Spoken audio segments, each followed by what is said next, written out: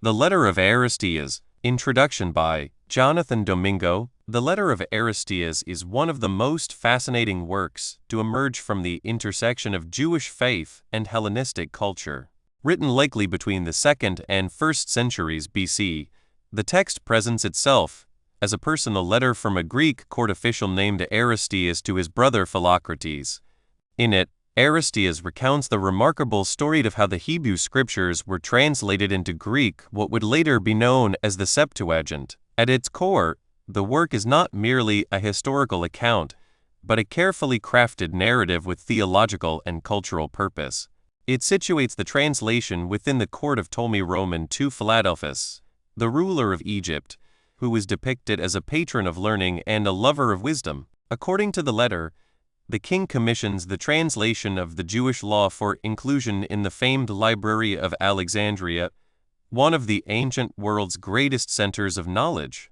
To accomplish this, 72 Jewish scholars, 6 from each of the 12 tribes, are brought from Jerusalem to Alexandria, where they complete the translation in a spirit of unity and divine guidance. While modern historians debate the literal accuracy of these details, the significance of the narrative lies elsewhere. The Letter of Aristeas serves as an apologetic work, defending the value, antiquity, and divine origin of the Jewish scriptures in a Greek-speaking world.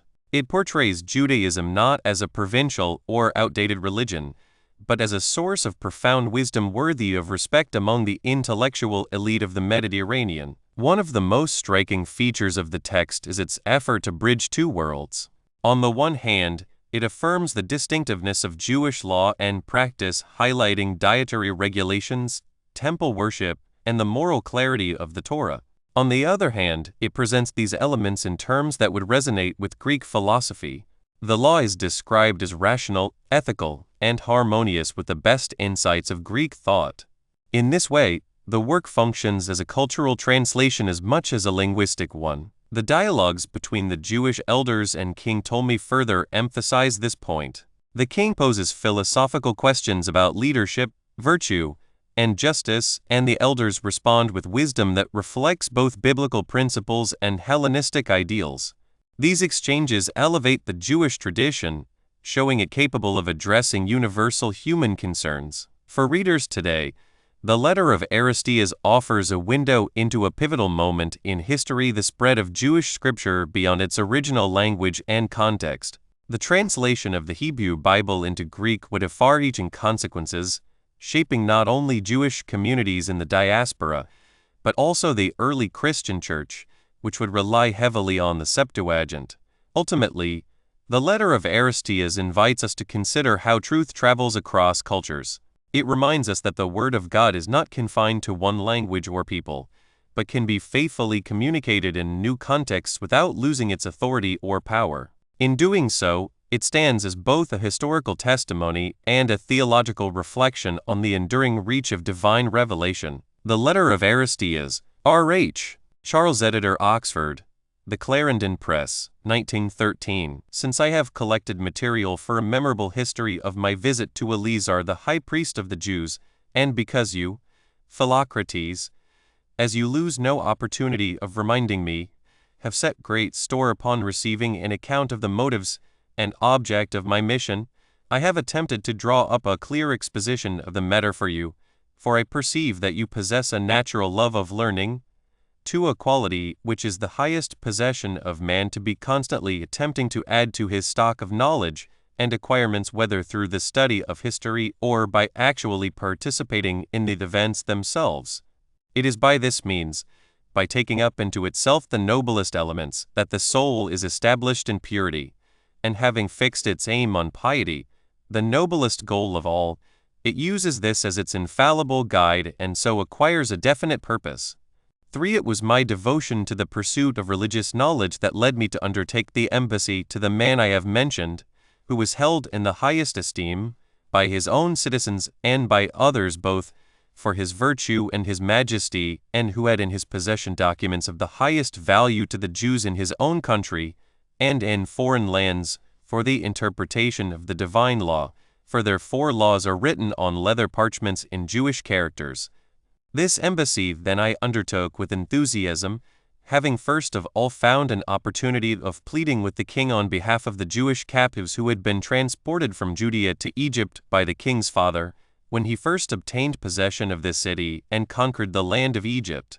It is worth while that I should tell you this story, too, since I am convinced that you, with your disposition towards holiness, and your sympathy with men who are living in accordance with the holy law, will all the more readily listen to the account which I purpose to set forth, since you yourself have lately come to us from the island, and are anxious to hear everything that tends to build up the soul. 6. On a former occasion, 2. I sent you a record of the facts which I thought worth relating about the Jewish race, the record 7 which I had obtained from the most learned high priests of the most learned land of Egypt.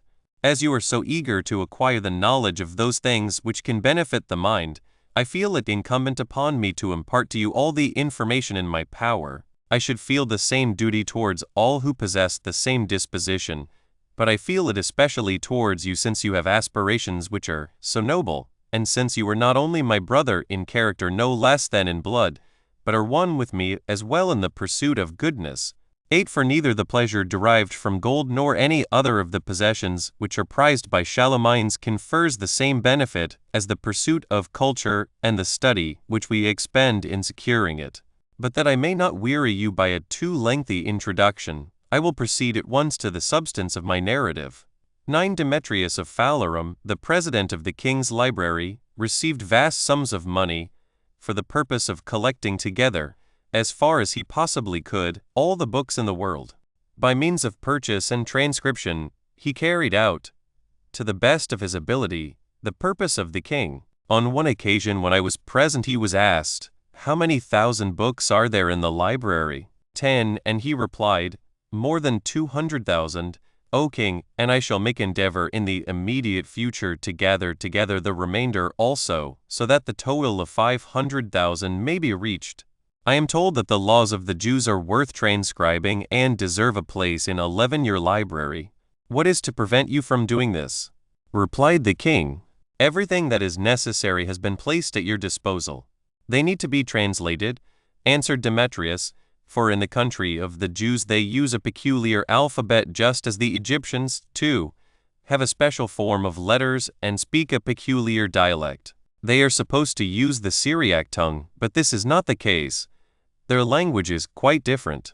And the king, when he understood all the facts of the case, ordered a letter to be written to the Jewish high priest that his purpose, which has already been described, might be accomplished. 12. Thinking that the time had come to press the demand, which I had often laid before Sosibius of Tarentum, and Andreas, the chief of the bodyguard, for the emancipation of the Jews who had been transported from Judea by the king's father. 13. For when by a combination of good fortune and courage he had brought his attack on the whole district of Cilicia and Phoenicia to a successful issue, in the process of terrorizing the country into subjection, he transported some of his foes and others he reduced to captivity. The number of those whom he transported from the country of the Jews to Egypt amounted to no less than 100,000. Of these he armed 30,000 picked men and settled them in garrisons in the country districts. And even before this time large numbers of Jews had come into Egypt with the Persian, and in an earlier period still others had been sent to Egypt to help Psammetichus in his campaign against the king of the Ethiopians. But these were nothing like so numerous as the captives whom Ptolemy the son of Lagus transported. 14. As I have already said, Ptolemy picked out the best of these, the men who were in the prime of life and distinguished for their courage, and armed them. But the great mass of the others, those who were too old or too young for this purpose, and the women too, he reduced to slavery, not that he wished to do this of his own free will, but he was compelled by his soldiers who claimed them as a reward for the services which they had rendered in war. Having, as has already been stated, obtained an opportunity for securing their emancipation, I addressed the king with the following arguments. Let us not be so unreasonable as to allow 15 our deeds to give the lie to our words. Since the law which we wish not only to transcribe, but also to translate belongs to the whole Jewish race, what justification shall we be able to find for our embassy while such vast numbers of them remain in a state of slavery in your kingdom? In the perfection and wealth of your clemency release those who are held in such miserable bondage, since, as I have been at pains to discover, the God who gave them their law is the God who maintains your kingdom. They worship the same God, the Lord and Creator of the universe, as all other men, as we ourselves, O King, though we call him by different names, such as Zeus or 16 Dis.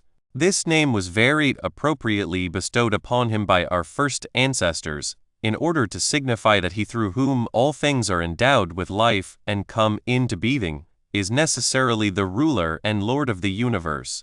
Set all mankind an example of magnanimity by releasing those who are held in bondage. 17 After a brief interval, while I was offering up an earnest prayer to God that he would so dispose the mind of the king that all the captives might be set at liberty, for the human race, being the creation of God, is swayed and influenced by him. Therefore with many divers prayers I called upon him who ruleth the heart, that the king might be constrained to grant my request. For I had 18 great hopes with regard to the salvation of the men, since I was assured that God would grant a fulfillment of my prayer. For when men from pure motives plan some action in the interest of righteousness, and the performance of noble deeds, Almighty God brings their efforts and purposes to a successful issue. The king raised his head and looking up at me with a cheerful countenance asked, "How many thousands do you think they will number?"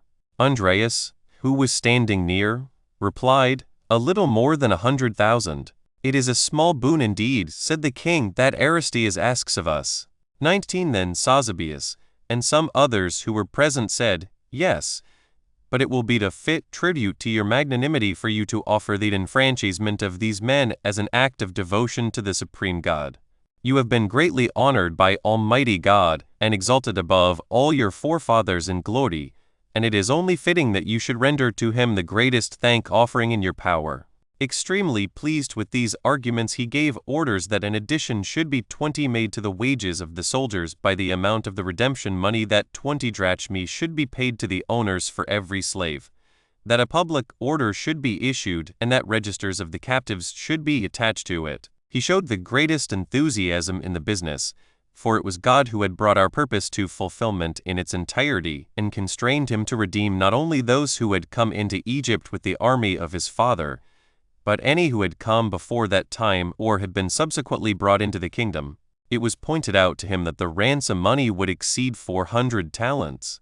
21 I think it will be useful to insert a copy of the decree, for in this way the magnanimity of the king, who was empowered by God to save such vast multitudes, will be made clearer and more. 22 Manifest. The decree of the king ran as follows: All who served in the army of our father in the campaign against Syria and Phoenicia, and in the attack upon the country of the Jews, and became possessed of Jewish captives, and brought them back to the city of Alexandria, and the land of Egypt, or sold them to others, and in the same way any captives who were in our land before that time, or were brought hither afterwards, all who possess such captives are required to set them at liberty at once, receiving 20 drachmae per head as ransom money.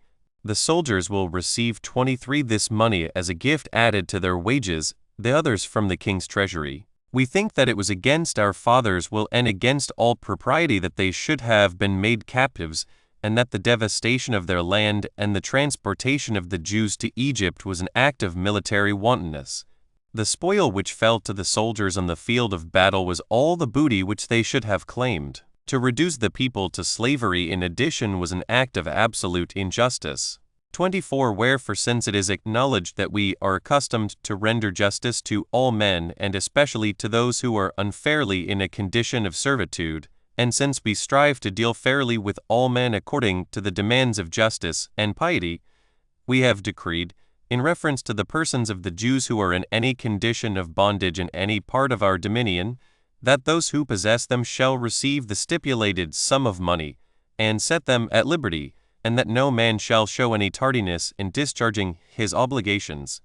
Within 3 days after the publication of this decree, they must make lists of slaves for the officers appointed to carry out our will. 25 And immediately produce the persons of the captives. For we consider that it will be advantageous to us and to our affairs that the matter should be brought to a conclusion. Anyone who likes may give information about any who disobey the decree on condition that if the man is proved guilty he will become his slave. His property, however, will be handed over to the royal treasury. 26. When the decree was brought to be read over to the king for his approval, it contained all the other provisions except the phrase any captives who were in the land before that time or were brought hither afterwards, and in his magnanimity and the largeness of his heart the king inserted this clause and gave orders that the grant of money required for the redemption should be deposited in full with the paymasters of the forces and the royal bankers, and so the matter was decided, and the 27 decree ratified within 7 days. The grant for the redemption amounted to more than 660 talents, for many infants at the breast were emancipated together with their mothers. When the question was raised whether the sum of 20 talents was to be paid for these, the king ordered that it should be done, and thus he carried out his decision in the most comprehensive way. 28. When this had been done, he ordered Demetrius to draw up a memorial with regard to the transcription of the Jewish books. For all affairs of state used to be carried out by means of decrees and with the most painstaking accuracy by these Egyptian kings, and nothing was done in a slipshod or haphazard fashion. And so I have inserted copies of the memorial and the letters, the number of the presents sent, and the nature of each, since every one of them excelled in 29 magnificence and technical skill. The following is a copy of the memorial of Demetrius to the great king. Since you have given me instructions, O king, that the books which are needed to complete your library should be collected together, and that those which are defective should be repaired, I have devoted myself with the utmost care to the fulfillment of your wishes. 30. And I now have the following proposal to lay before you. The books of the law of the Jews with some few others are absent from the library. They are written in the Hebrew characters and language and have been carelessly interpreted, and do not represent the original text, as I am 31 informed by those who know, for they have never had a king's care to protect them. It is necessary that these should be made accurate for your library, since the law which they contain, inasmuch as it is of divine origin, is full of wisdom and free from all blemish. For this reason literary men and poets and the mass of historical writers have held aloof from referring to these books, and the men who have lived and are living in accordance with them, because their 32 conception of life is so sacred and religious. As Hecataeus of Abdera says, if it please you, O king, a letter shall be written to the high priest in Jerusalem, asking him to send 6 elders out of every tribe, men who have lived the noblest life, and are most skilled in their law, that we may find out the points in which the majority of them are in agreement, and so having obtained an accurate translation may place it in a conspicuous place in a manner worthy of the work itself, and your purpose. May continual prosperity be yours. 33. When this memorial had been presented, the king ordered a letter to be written to Eleazar on the matter, giving also an account of the emancipation of the Jewish captives. And he gave 50 talents weight of gold and 70 talents of silver, and a large quantity of precious stones to make bowls and vials and a table and libation cups. He also gave orders to those who had the custody of his coffers to allow the artificers to make a selection of any materials they might require for the purpose, and that 100 talents in money should be sent to provide sacrifices for the temple, and 34 for other needs. I shall give you a full account of the workmanship after I have set before you copies of the letters. The letter of the king ran as follows. 35. King Ptolemy sends greeting and salutation to the high priest Eleazar, since there are many Jews settled in our realm who were carried off from Jerusalem by the Persians at the time of their 36 power, and many more who came with my father into Egypt as captives. Large numbers of these he placed in the army and paid them higher wages than usual. And when he had proved the loyalty of their leaders, he built fortresses and placed them in their charge, that the native Egyptians might be intimidated by them. And I, when I ascended the throne, adopted a kindly attitude towards all 37 my subjects, and more particularly to those who were citizens of yours. I have set at liberty more than 100,000 captives, paying their owners the appropriate market price for them. And if ever evil has been done to your people through the passions of the mob, I have made them reparation. The motive which prompted my action has been the desire to act piously and render unto the Supreme God a thank offering for maintaining my kingdom in peace and great glory in all the world. Moreover, those of your people who were in the prime of life I have drafted into my army, and those who were fit to be attached to my person and worthy of the confidence of the 38 court, I have established in official positions. Now, since I am anxious to show my gratitude to these men, and to the Jews throughout the world, and to the generations yet to come, I have determined that your law shall be translated from the Hebrew tongue which is in use amongst you 39 into the Greek language, that these books may be added to the other royal books in my library. It will be a kindness on your part, and a regard for my zeal, if you will select 6 elders from each of your tribes, men of noble life, and skilled in your law and able to interpret it, that in questions of dispute we may be able to discover the verdict in which the majority agree, for the investigation is of the highest possible importance. I hope to win great renown by the accomplishment of this 40 work. I have sent Andreas, the chief of my bodyguard, and Aristeas, men whom I hold in high esteem, to lay the matter before you and present you with 100 talents of silver, the first fruits of my offering for the temple and the sacrifices and other religious rites. If you will write to me concerning your wishes in these matters, you will confer a great favor upon me and afford me a new pledge of friendship, for all your wishes shall be carried out as speedily as possible. Farewell. 41. To this letter Eleazar replied appropriately as follows. Eleazar the high priest sends greetings to King Ptolemy, his true friend. My highest wishes are for your welfare and the welfare of Queen Arsinoe, your sister, and your children. I also am well. I have received your letter and am greatly 42 rejoiced by your purpose and your noble counsel. I summoned together the whole people and read it to them that they might know of your devotion to our God. I showed them too the cups which you sent, 20 of gold and 30 of silver, the 5 bowls and the table of dedication, and the 100 talents of silver for the offering of the sacrifices, and providing the things of which the 43 temple stands in need. These gifts were brought to me by Andreas, one of your most honored servants, and by Aristeas, both good men and true, distinguished by their learning, and worthy in every way to be the representatives of your high principles and righteous purposes. 44. These men imparted to me your message, and received from me an answer in agreement with your letter.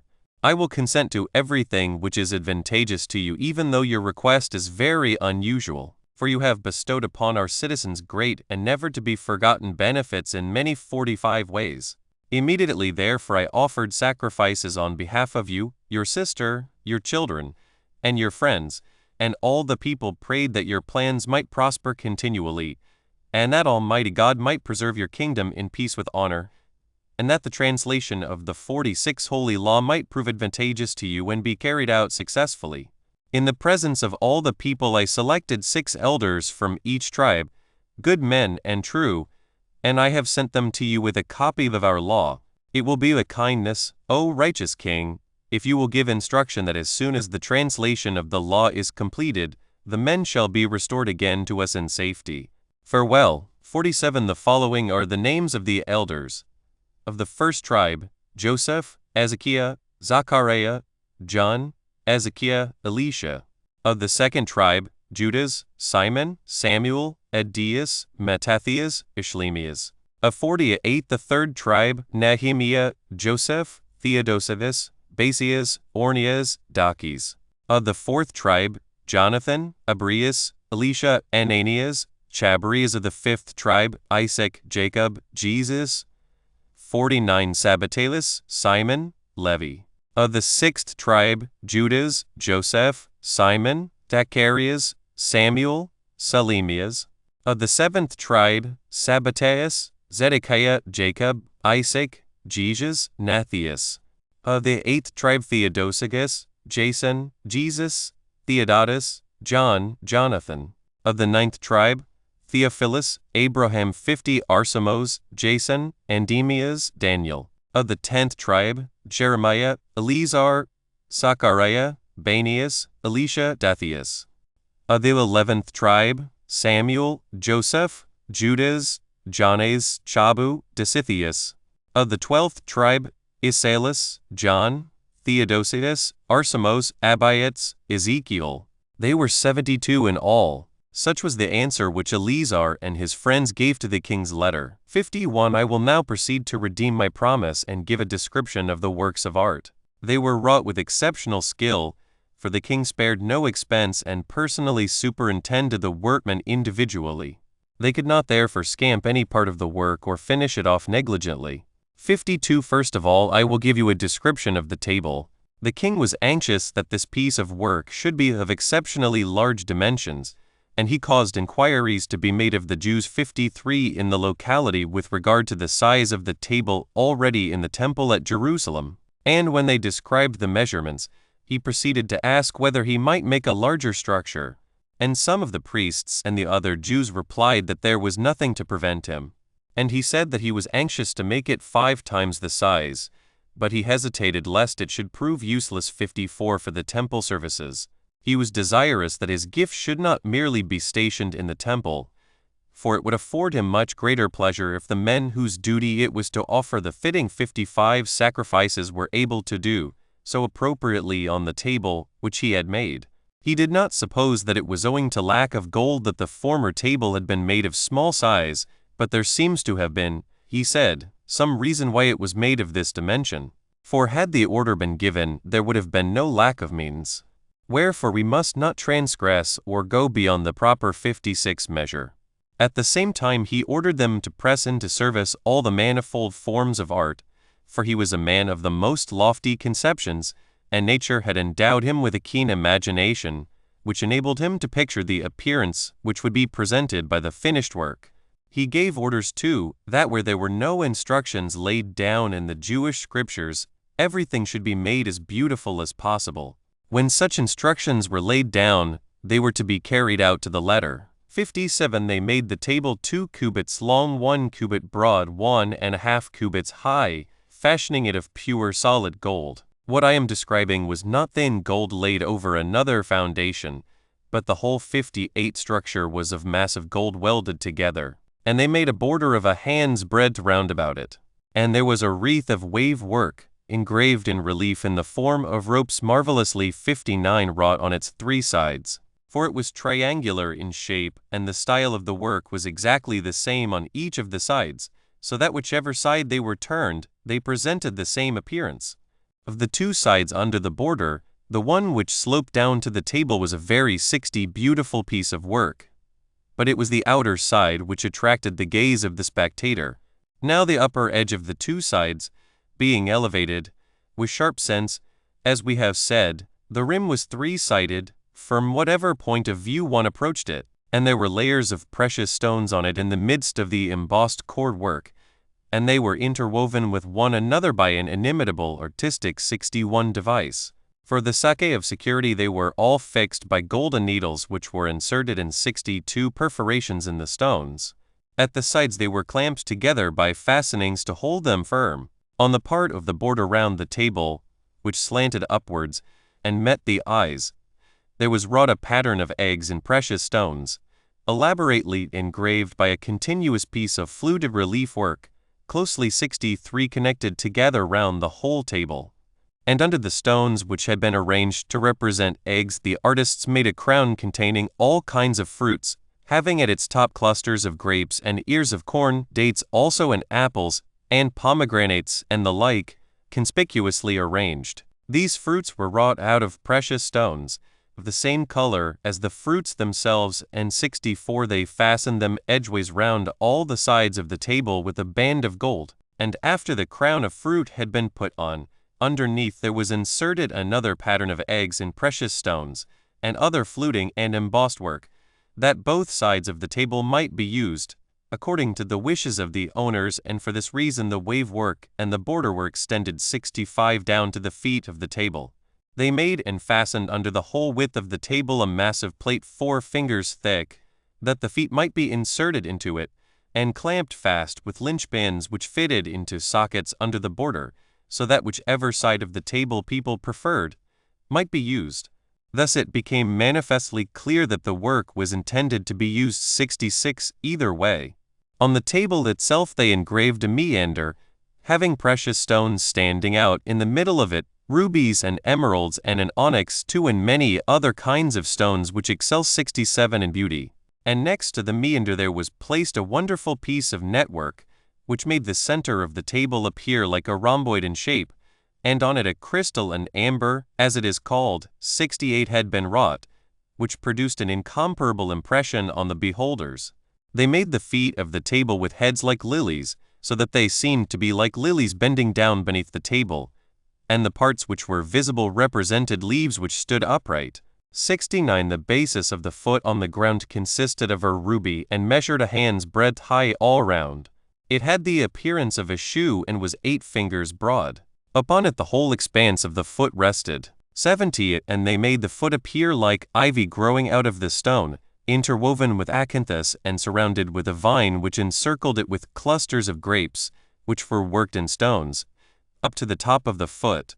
All the 4 feet were made in the same style, and everything was wrought and fitted so skillfully, and such remarkable skill and knowledge were expended upon making it true to nature, that when the air was stirred by a breath of wind, movement was imparted to the leaves, and 71 Everything was fashioned to correspond with the actual reality which it represented.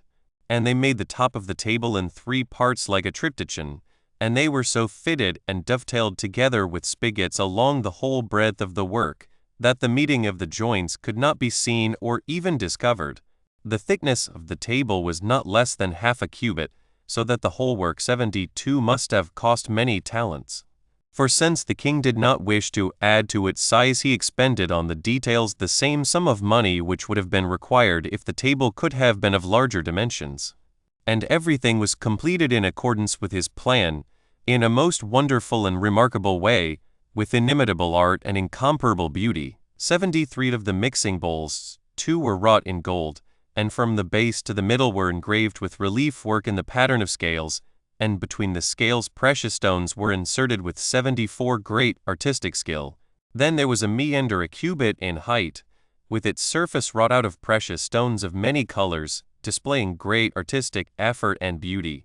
Upon this there was a mosaic, worked in the form of a rhombus, having a net-like appearance and reaching right up to the 75 brim in the middle, small shields which were made of different precious stones, placed alternately, and varying in kind, not less than 4 fingers broad, enhanced the beauty of their appearance. On the top of the brim there was an ornament of lilies in bloom, and intertwining clusters of grapes were 76 engraven all round. Such then was the construction of the golden bowls, and they held more than 2 firkins each. The silver bowls had a smooth surface, and were wonderfully made as if they were intended for looking glasses, so that everything which was brought near to them was reflected even more 77 clearly than in mirrors.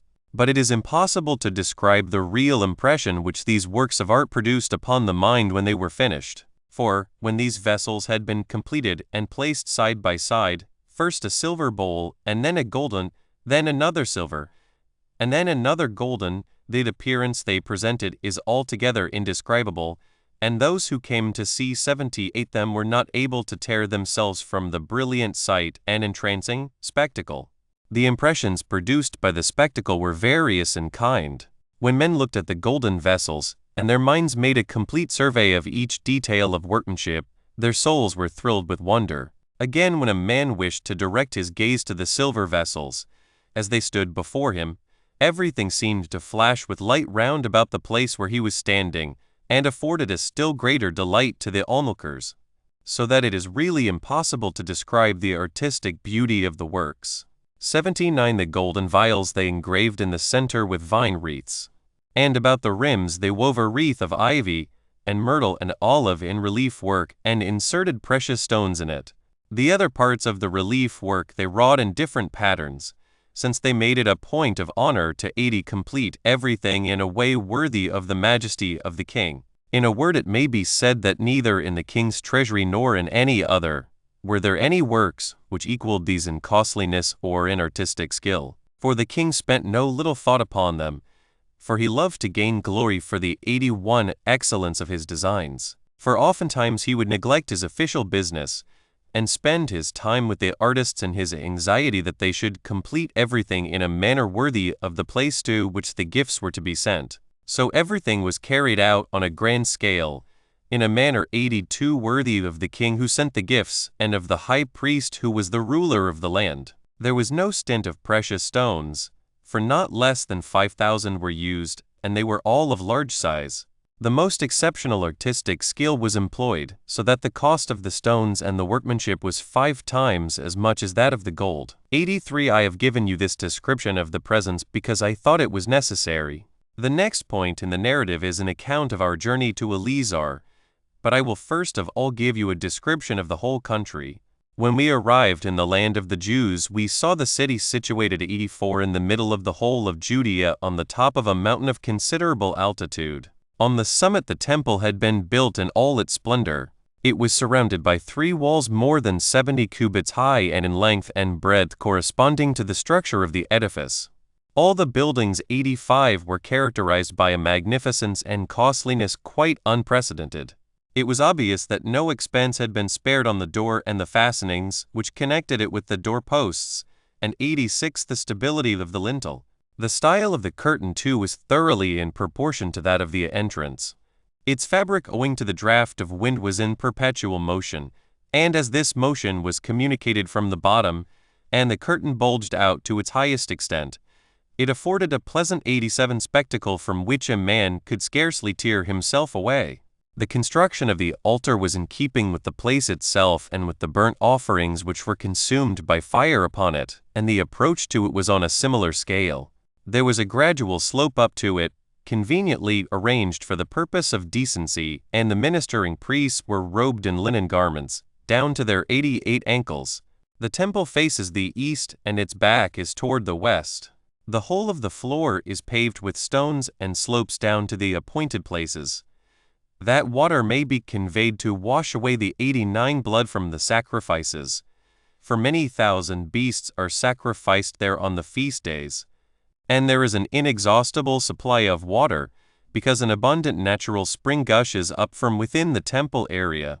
There are moreover wonderful and indescribable cisterns underground, as they pointed out to me, at a distance of 5 furlongs all round the site of the temple, and each of them has countless pipes 90, so that the different streams converge together, and all these were fastened with lead at the bottom and at the side walls, and over them a great quantity of plaster had been spread, and every part of the work had been most carefully carried out. There are many openings for water at the base of the altar which are invisible to all except to those who were engaged in the ministration, so that all the blood of the sacrifices which is collected in great quantities is washed away in the twinkling of a 91 eye.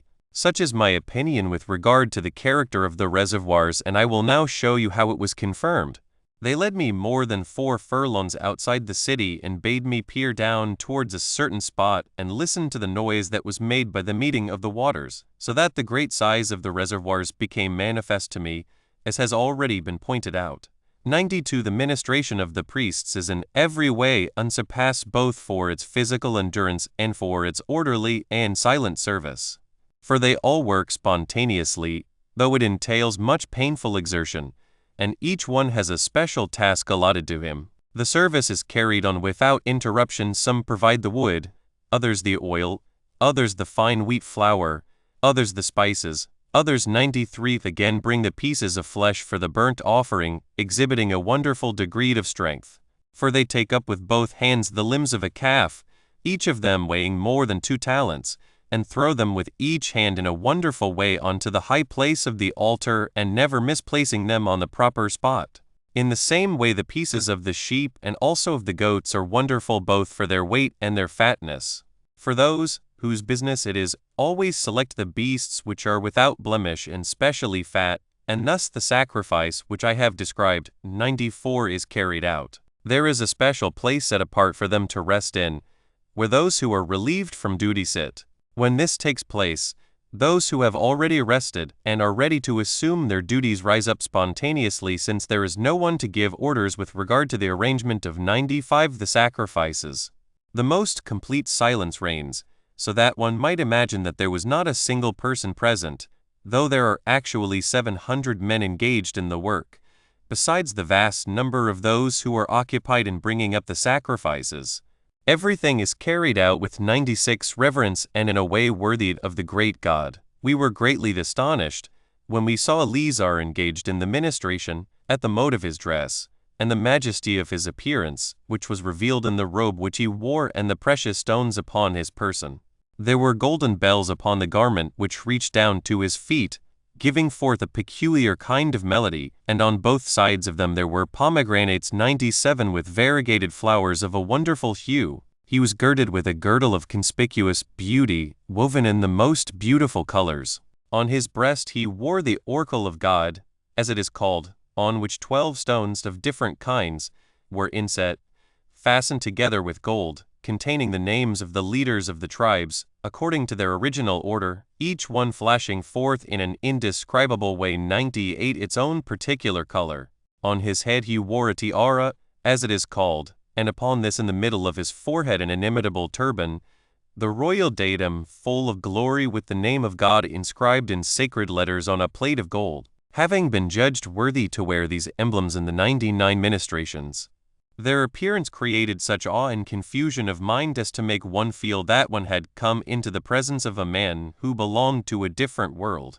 I am convinced that any one who takes part in the spectacle which I have described will be filled with astonishment and indescribable wonder and be profoundly affected in his mind at the thought of the sanctity which is attached to each detail of the service. 100. But in order that we might gain complete information, we ascended to the summit of the neighboring citadel and looked around us. It is situated in a very lofty spot, and is fortified with many towers, which have been built up to the very top of immense stones, with the object, as we were informed, of 101 guarding the temple precincts, so that if there were an attack, or an insurrection, or an onslaught of the enemy, no one would be able to force an entrance within the walls that surround the temple. On the towers of the citadel engines of war were placed and different kinds of machines, and the position was 102 much higher than the circle of walls, which I have mentioned. The towers were guarded too by most trusty men who had given the utmost proof of their loyalty to their country. These men were never allowed to leave the citadel, except on feast days, and then only in detachments, nor did they permit any 103 stranger to enter it.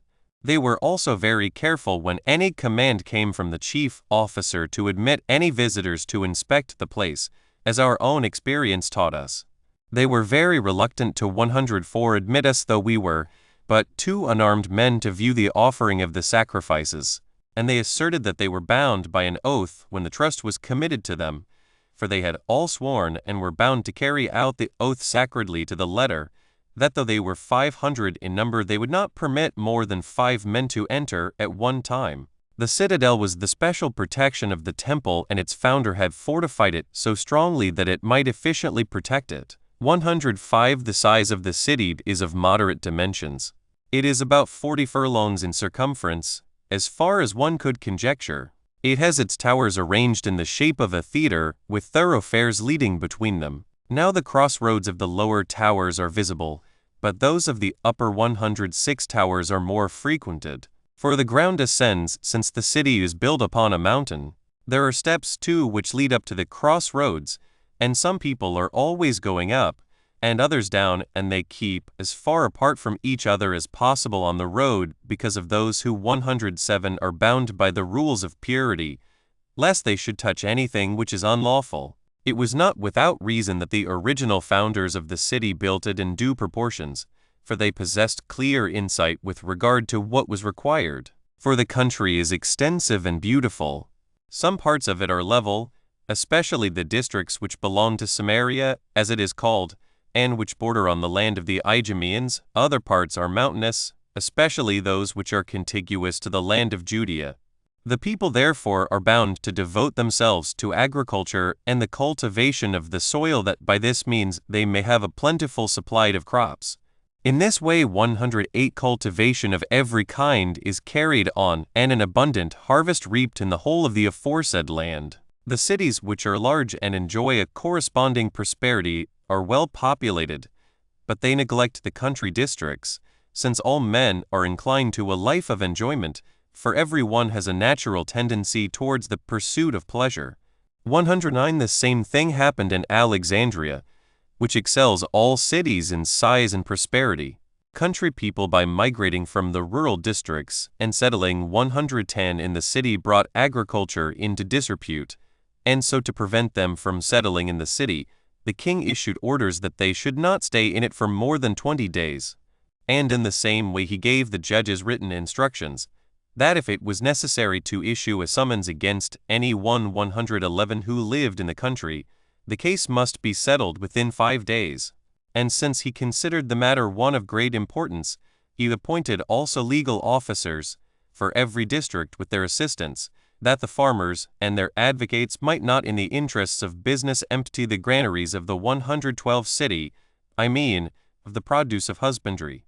I have permitted this digression because it was Eleazar who pointed out with great clearness the points which have been mentioned. For great is the energy which they expend on the tillage of the soil. For the land is thickly planted with multitudes of olive trees, with crops of corn and pulse, with vines too, and there is abundance of honey. Other kinds of fruit trees and dates do not count compared with these. There are cattle of all kinds in 113 great quantities, and a rich pasturage for them. Wherefore they rightly recognize that the country districts need a large population, and the relations between the city and the villages are properly 114 regulated. A great quantity of spices and precious stones and gold is brought into the country by the Arabs. For the country is well adapted not only for agriculture, but also for commerce, and the 115 city is rich in the arts and lacks none of the merchandise which is brought across the sea. It possesses 2 suitable and commodious harbors at Ascalon, Joppa, and Gaza, as well as at Ptolemais, which was founded by the king and holds a central position compared with the other places named, being not far distant from any of them. The country produces everything in abundance. 116 Since it is well watered in all directions and well protected from storms. The river Jordan, as it is called, which never runs dry, flows through the land. Originally the country contained not less than 60 million acres, though afterwards the neighboring peoples made incursions against it, and 600,000 men were settled upon it in farms of 100 acres each. The river, like the Nile, rises in harvest time and irrigates a large portion of the land. Near the district belonging to the people of 117 Ptolemais it issues into another river, and this flows out into the sea. Other mountain torrents, as they are called, flow down into the plain and encompass the parts about Gaza and the district of 118 Ashdod. The country is encircled by a natural fence and is very difficult to attack and cannot be assailed by large forces, owing to the narrow passes, with their overhanging precipices and deep ravines, and the rugged character of the mountainous regions which surround all the land. One evening we were told that from the neighboring mountains of Arabia copper and iron were formerly obtained. This was stopped, however, at the time of the Persian rule, since the authorities of the time spread 120 abroad a false report that the working of the mines was useless and expensive, in order to prevent their country from being destroyed by the mining in these districts, and possibly taken away from them owing to the Persian rule, since by the assistance of this false report they found an excuse for entering the district. I have now, my dear brother Philocrates, given you all the essential information upon this subject 121 in brief form. I shall describe the work of translation in the sequel. The high priest selected men of the finest character and the highest culture, such as one would expect from their noble parentage. They were men who had not only acquired proficiency in Jewish literature, but had studied most 122 carefully that of the Greeks as well. They were specially qualified therefore for serving on embassies, and they undertook this duty whenever it was necessary. They possessed a great facility for conferences and the discussion of problems connected with the law. They espoused the middle course, and this is always the best course to pursue. They abjured the rough and uncouth manner, but they were altogether above pride and never assumed an air of superiority over others. And in conversation they were ready to listen and give an appropriate answer to every question. And all of them carefully observed this rule, and were anxious above everything else to excel each other in 123 of its observance, and they were all of them worthy of their leader and of his virtue. and one could observe how they loved Eleazar by their unwillingness to be torn away from him, and how he loved them. For besides the letter, which he wrote to the king concerning their safe return, he also earnestly 124 besought Andreas to work for the same end and urged me, too, to assist to the best of my ability, and although we promised to give our best attention to the matter, he said that he was still greatly distressed, for he knew that the king out of the goodness of his nature considered it his highest privilege, whenever he heard of a man who was superior to his fellows in culture and wisdom, to 125 summon him to his court. For I have heard of a fine saying of his to the effect that by securing just and prudent men about his person he would secure the greatest protection for his kingdom, since such friends would unreservedly give him the most beneficial advice. And the men who were 126 now being sent to him by Eleazar undoubtedly possessed these qualities. And he frequently asserted upon oath that he would never let the men go if it were merely some private interest of his own that constituted the impelling motive, but it was for the common advantage of 127 all the citizens that he was sending them. For, he explained, the good life consists in the keeping of the enactments of the law, and this end is achieved much more by hearing than by reading. From this and other similar statements it was clear what his feelings towards them were. 128 It is worth while to mention briefly the information which he gave in reply to our questions, for I suppose that most people feel a curiosity with regard to some of the enactments in the law, 129 especially those about meats and drinks and animals recognized as unclean. When we asked why, since there is but one form of creation, some animals are regarded as unclean for eating, and others unclean even to the touch, for though the law is scrupulous on most points, it is specially scrupulous on such 130 matters as these. He began his reply as follows. You observe, he said, what in effect our modes of life and our associations produce upon us. By associating with the bad, men catch their depravities and become miserable throughout their life. But if they live with the wise and prudent, they find 131 the means of escaping from ignorance and amending their lives. Our lawgiver first of all laid down the principles of piety and righteousness and inculcated them point by point, not merely by prohibitions, but by the use of examples as well, demonstrating the injurious effects of sin and the 132 punishments inflicted by God upon the guilty. For he proved first of all that there is only one God, and that his power is manifested throughout the universe, since every place is filled with his sovereignty, and none of the things which are wrought in secret by men upon the earth escapes his knowledge. For all that a man does and all that is to come to pass in the future are manifest to 133 him. Working out these truths carefully, and having made them plain, he showed that even if a man should think of doing evil, to say nothing of actually effecting it, 134 he would not escape detection, for he made it clear that the power of God pervaded the whole of the law. 135 Beginning from this starting point he went on to show that all mankind except ourselves believe in the existence of many gods, though they themselves are much more powerful than the beings whom they vainly worship. For when they have made statues of stone and wood, they say that they are the images of those who have invented something useful for life, and they worship them, though 136 they have clear proof that they possess no feeling. For it would be utterly foolish to suppose that any one became a god in virtue of his inventions. For the inventors simply took certain objects already created, and by combining them together, showed that they possessed a fresh utility. They 137 did not themselves create the substance of the thing, and so it is a vain and foolish thing for people to make gods of men like themselves. For in our times there are many who are much more inventive and much more learned than the men of former days who have been deified, and yet they would never come to worship them. The makers and authors of these myths think that they are 138 the wisest of the Greeks. Why need we speak of other infatuated people, Egyptians and the like, who place their reliance upon wild beasts and most kinds of creeping things and cattle, and worship them, and offer sacrifices to them both while living and when dead? 139 Now our lawgiver, being a wise man, and specially endowed by God to understand all things, took a comprehensive view of each particular detail, and fenced us round with impregnable ramparts, and walls of iron, that we might not mingle at all with any of the other nations, but remain pure in body and soul, free from all vain imaginations, worshipping the one Almighty God above the whole 140 creation.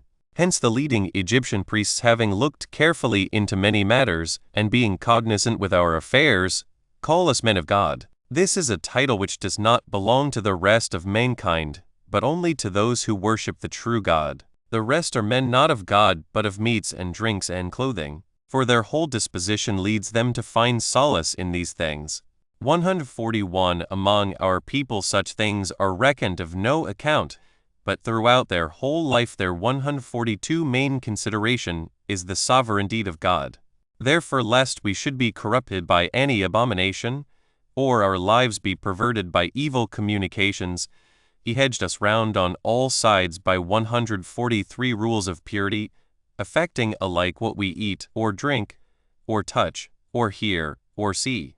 For though, speaking generally, all things are alike in their natural constitution, since they are all governed by one and the same power, yet there is a deep reason in each individual case why we abstain from the use of certain things and enjoy the common use of others. For the sake of illustration, I will run over 1 or 2 144 points and explain them to you.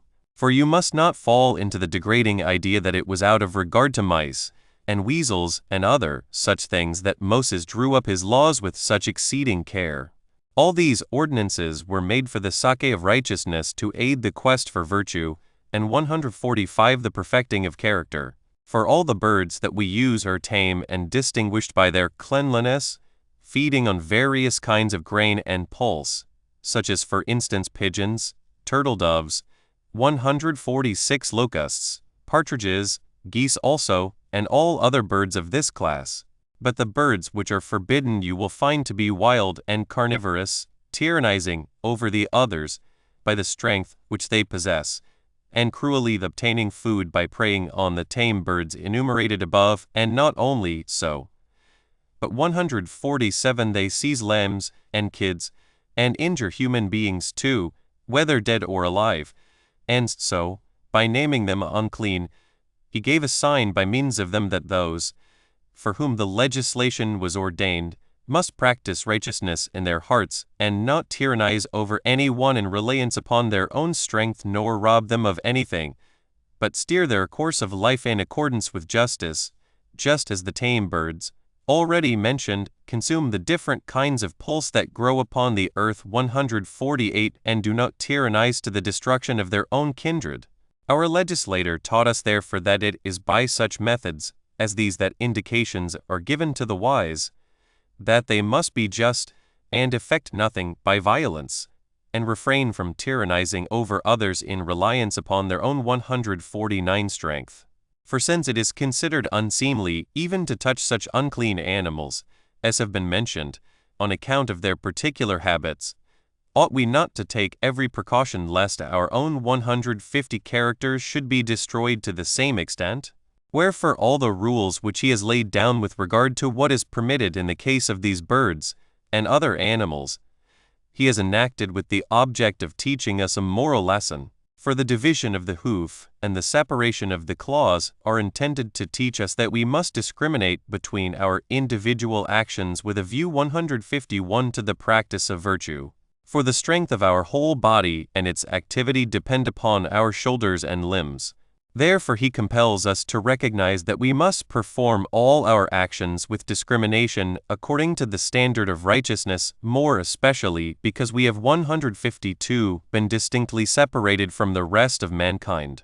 For most other men defile themselves by promiscuous intercourse, thereby working great iniquity, and whole countries and cities pride themselves upon such vices.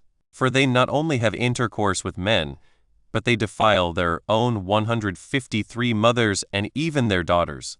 But we have been kept separate from such sins, and the people who have been separated in the aforementioned way are also characterized by the lawgiver as possessing the gift of memory.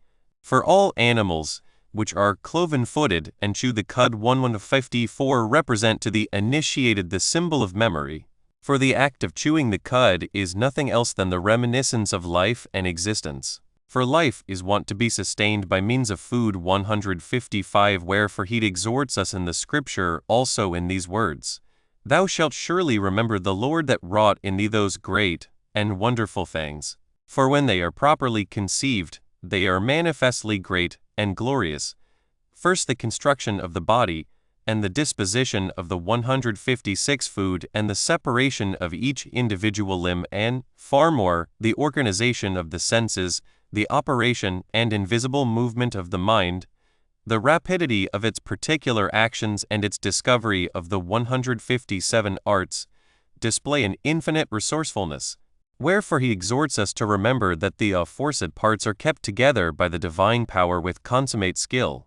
For he has marked out every 158 time and place, that we may continually remember the God who rules and preserves us.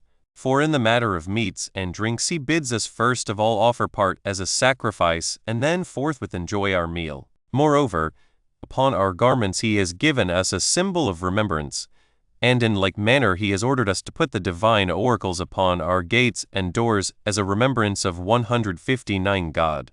And upon our hands, too, he expressly orders the symbol to be fastened, clearly showing that we ought to perform every act in righteousness, remembering our own creation, and above all the 160 fear of God. He bids men also, when lying down to sleep and rising up again, to meditate upon the works of God, not only in word, but by observing distinctly the change and impression produced upon them when they are going to sleep, and also their waking, how divine and incomprehensible. 161. The change from one of these states to the other is. The excellency of the analogy in regard to discrimination and memory has now been pointed out to you, according to our interpretation of the cloven hoof and the chewing of the cud. For our laws have not been drawn up at random or in accordance with the first casual thought that occurred to the mind, but with a view to truth and the 162 indication of right reason. For by means of the directions which he gives with regard to meats and drinks and particular cases of touching, he bids us neither to do nor listen to anything thoughtlessly. 163. Nor to resort to injustice by the abuse of the power of reason. In the case of the wild animals, too, the same principle may be discovered. For the character of the weasel and of mice and such 164 animals as these, which are expressly mentioned, is destructive. Mice defile and damage everything, not only for their own food, but even to the extent of rendering absolutely useless to man whatever 165 it falls in their way to damage. The weasel class, too, is peculiar, for besides what has been said, it has a characteristic which is defiling. It conceives through the ears and brings forth through the 166 mouth. And it is for this reason that a like practice is declared unclean in men, for by embodying in speech all that they receive through the ears, they involve others in evils and work no ordinary impurity, being themselves altogether defiled by the pollution of impiety. And your king, as we are informed, does quite right in destroying such men. 167. Then I said, I suppose you mean the informers, for he constantly exposes them to tortures and to 168 painful forms of death. Yes, he replied, these are the men I mean. For to watch for men's destruction is an unholy thing, and our law forbids us to injure any one either by word or deed. My brief account of these matters ought to have convinced you that all our regulations have been drawn up with a view to righteousness, and that nothing has been enacted in the Scripture thoughtlessly or without due reason, but its purpose is to enable us throughout our whole life and in all our actions. 169. To practice righteousness before all men, being mindful of Almighty God. And so concerning meats and things unclean, creeping things, and wild beasts, the whole system aims at righteousness and righteous relationships between man and man. 170. He seems to me to have made a good defense on all the points. For in reference also to the calves and rams and goats which are offered, he said that it was necessary to take them from the herds and flocks, and sacrifice tame animals and offer nothing wild, that the offerers of the sacrifices might understand the symbolic meaning of the lawgiver and not be under the influence of an arrogant self-consciousness. For he who offers a sacrifice makes an offering also of his own soul in all its moods. 171 I think that these particulars with regard to our discussion are worth narrating, and on account of the sanctity and natural meaning of the law, I have been induced to explain them to you clearly, Philocrates, because of your own devotion to learning. 172 And Eleazar, after offering the sacrifice, and selecting the envoys, and preparing many gifts for the 173 king, dispatched us on our journey in great security. And when we reached Alexandria, the king was at once informed of our arrival. On our admission to the palace, Andreas and I warmly greeted 174 the king and handed over to him the letter written by Eleazar. The king was very anxious to meet the envoys, and gave orders that all the other officials should be dismissed, and the envoys 175 summoned to his presence at once. Now this excited general surprise, for it is customary for those who come to seek an audience with the king on matters of importance to be admitted to his presence on the 5th day, while envoys from kings or very important cities with difficulty secure admission to the court in 30 days. But these men he counted worthy of greater honor, since he held their master in such high esteem, and so he immediately dismissed those whose presence he regarded as superfluous, and continued walking about until they came in and he was able to welcome them. 176 When they entered with the gifts which had been sent with them, and the valuable parchments, on which the law was inscribed in golden Jewish characters, for the parchment was wonderfully prepared, and the connection between the pages had been so effected as to be invisible, the king as soon 177 as he saw them began to ask them about the books. And when they had taken the rolls out of their coverings, and unfolded the pages, the king stood still for a long time, and then making obeisance about 7 times, he said, I thank you, my friends, and I thank him that sent you still more, and 178 Most of all God, whose oracles these are. And when all, the envoys, and the others who were present as well, shouted out at one time and with one voice, God save the king, he burst into tears of joy, for his exultation of soul and the sense of the overwhelming honor which had been 179 paid him compelled him to weep over his good fortune. He commanded them to put the rolls back in their places, and then after saluting the men, said, It was right, men of God, that I should first of all pay my reverence to the books for the sake of which I summoned you here, and then, when I had done that, to extend the right hand of friendship to you. It was for this reason that I 180 did this first. I have enacted that this day, on which you arrived, shall be kept as a great day, and it will be celebrated annually throughout my lifetime. It happens also that it is the anniversary of 181 my naval victory over Antigonus. Therefore I shall be glad to feast with you today. Everything that you may have occasion to use, he said, shall be prepared for you in a befitting manner, and for me also with you.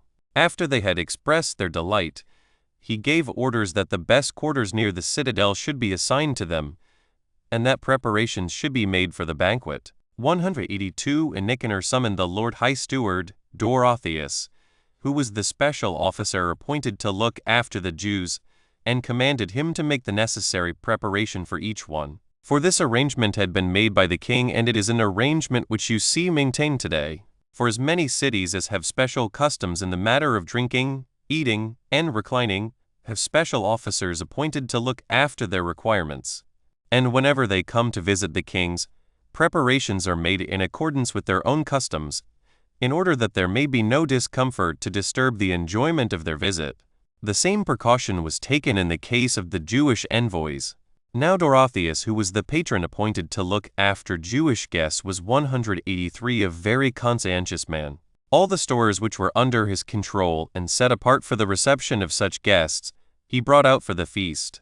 He arranged the seats in 2 rows in accordance with the king's instructions, for he had ordered him to make half the men sit at his right hand and the rest behind him, in order that he might not withhold from them the highest possible honor. When they had taken their seats, he instructed Dorotheus to carry out everything in 1844 accordance with the customs which were in use amongst his Jewish guests. Therefore he dispensed with the services of the sacred heralds and the sacrificing priests and the others who were accustomed to offer the prayers, and called upon one of our number, Eleazar, the oldest of the Jewish priests, to offer prayer instead. And he rose up and made a remarkable prayer. May Almighty 185 God enrich you, O King, with all the good things which he has made, and may he grant you and your wife, and your children, and your comrades the continual possession of them as long as you live. At these words a loud and joyous applause broke out, which lasted for a considerable time. And then 186 they turned to the enjoyment of the banquet which had been prepared. All the arrangements for service at table were carried out in accordance with the injunction of Dorotheus. Among the attendants were the royal pages and others who held places of honor at the king's court. 187 taking an opportunity afforded by a pause in the banquet, the king asked the envoy who sat in the seat of honor, for they were arranged according to seniority, how he could keep his kingdom 188 unimpaired to the end. After pondering for a moment he replied, "You could best establish its security if you were to imitate the unceasing benignity of God. For if you exhibit clemency, and inflict mild punishments upon those who deserve them in accordance with their deserts, you will 189 turn them from evil and lead them to repentance." The king praised the answer, and then asked the next man, how he could do everything for the best in all his actions. And he replied, "If a man maintains a just bearing towards all, he will always act rightly on every occasion, remembering that every thought is known to God. If you take the fear of God as your starting point, you will never miss the goal." 190 The king complimented this man, too, upon his answer, and asked another, how he could have friends like-minded with himself.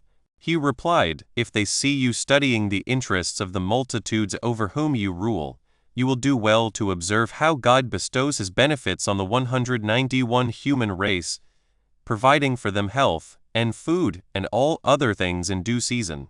After expressing his agreement with the reply, the king asked the next guest, how in giving audiences and passing judgments he could gain the praise even of those who failed to win their suit. And he said, "If you are fair in speech to all alike, and never act insolently nor tyrannically in your treatment of 192 offenders, and you will do this if you watch the method by which God acts, the petitions of the worthy are always fulfilled, while those who fail to obtain an answer to their prayers are informed by means of dreams or events of what was harmful in their requests, and that God does not smite them according to their sins or the greatness of his strength, but acts with forbearance towards them." 193 The king praised the man warmly for his answer, and asked the next in order, how he could be invincible in military affairs. And he replied, if he did not trust entirely to his multitudes or his warlike forces, but called upon God continually to bring his enterprises to a successful issue, while 194 he himself discharged all his duties in the spirit of justice. Welcoming this answer, he asked another how he might become an object of dread to his enemies. And he replied, if while maintaining a vast supply of arms and forces he remembered that these things were powerless to achieve a permanent and conclusive result. For even God instills fear into the minds of men by granting reprieves and making merely a display of the greatness of his power. 195 This man the king praised, and then said to the next, "What is the highest good in life?" And he answered, to know that God is Lord of the universe, and that in our finest achievements it is not we who attain success, but God who by his power brings all things to fulfillment and leads us to the goal. 196 The king exclaimed that the man had answered well, and then asked the next how he could keep all his possessions intact, and finally hand them down to his successors in the same condition. And he answered by praying constantly to God that you may be inspired with high motives in all your undertakings, and by warning your descendants not to be dazzled by fame or wealth, for it is God who bestows all these gifts, and men never, by themselves, win the supremacy. 197 The king expressed his agreement with the answer, and inquired of the next guest, how he could bear with equanimity whatever befell him. And he said, if you have a firm grasp of the thought that all men are appointed by God to share the greatest evil as well as the greatest good, since it is impossible for one who is a man to be exempt from these. But God, to whom we ought always to pray, inspires us with courage to endure. 198 Delighted with the man's reply, the king said that all their answers had been good. I will put a question to one other, he added, and then I will stop for the present, that we may turn our attention 199 to the enjoyment of the feast, and spend a pleasant time. Thereupon he asked the man, "What is the true aim of courage?" And he answered, "If a right plan is carried out in the hour of danger in accordance with the original intention. For all things are accomplished by God to your advantage, O king, since your purpose is good." 200 When all had signified by their applause their agreement with the answer, the king said to the philosophers, for not a few of them were present, "It is my opinion that these men excel in virtue and possess extraordinary knowledge, since on the spur of the moment they have given fitting answers to these questions which I have put to them, and have all made God the starting point of their words." 201 And Menedemus, the philosopher of Eretria, said, "True, O king, for since the universe is managed by providence, and since we rightly perceive that man is the creation of God, it follows 202 that all power and beauty of speech proceed from God." When the king had nodded his assent to this sentiment, the speaking ceased, and they proceeded to enjoy themselves. When evening came on, the banquet ended. 203 On the following day they sat down to table again, and continued the banquet according to the same arrangements. When the king thought that a fitting opportunity had arrived to put inquiries to his guests, he proceeded to ask further questions of the men who sat next in order to those who 204 had given answers on the previous day. He began to open the conversation with the 11th man, for there were 10 who had been asked questions on the former occasion. When silence was 205 established, he asked how he could continue to be rich. After a brief reflection, the man who had been asked the question replied if he did nothing unworthy of his position, never acted licentiously, never lavished expense on empty and vain pursuits, but by acts of benevolence made all his subjects well disposed towards himself. For it is God who is the author of all good things, and 206 Him man must needs obey. The king bestowed praise upon him and then asked another how he could maintain the truth. In reply to the question he said, by recognizing that a lie brings great disgrace upon all men, and more especially upon kings. For since they have the power to do whatever they wish, why should they resort to lies? In addition to this, you must always remember, O king, that God is a lover of the truth. 207 The king received the answer with great delight, and looking at another said, "What is the teaching of wisdom?" And the other replied, "As you wish that no evil should befall you, but to be a partaker of all good things, so you should act on the same principle towards your subjects and offenders, and you should mildly admonish the noble and good. For God draws all men to himself by his benignity." 208 The king praised him, and asked the next in order how he could be the friend of men. And he replied, by observing that the human race increases, and is born with much trouble and great suffering, wherefore you must not lightly punish or inflict torments upon them, since you know that the life of men is made up of pains and penalties. For if you understood everything, you would be filled with pity, for God also is pitiful. 209 The king received the answer with approbation, and inquired of the next what is the most essential qualification for ruling.